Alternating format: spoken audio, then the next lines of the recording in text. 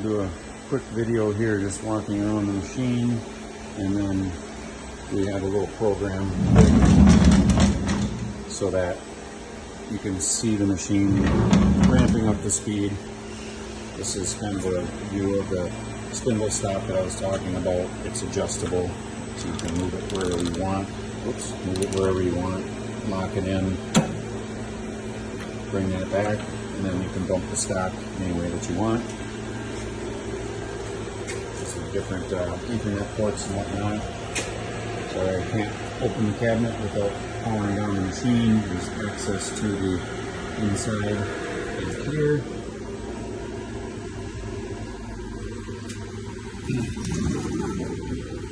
The cable carriers and the lights and everything. Down here there's access to the chip pan. Still and then back over here is your coolant pump. We added a wash down hose, obviously.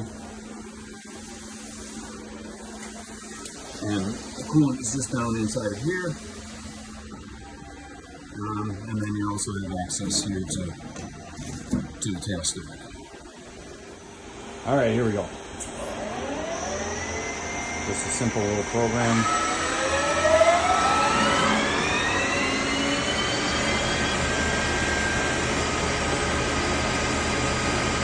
Not really cutting anything, but you guys don't care. You just want to hear the spindle ramping up.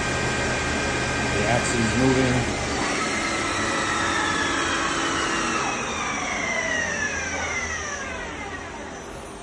Obviously that was going to full RPM, so if you limit it a little bit slower, it ramps down quicker.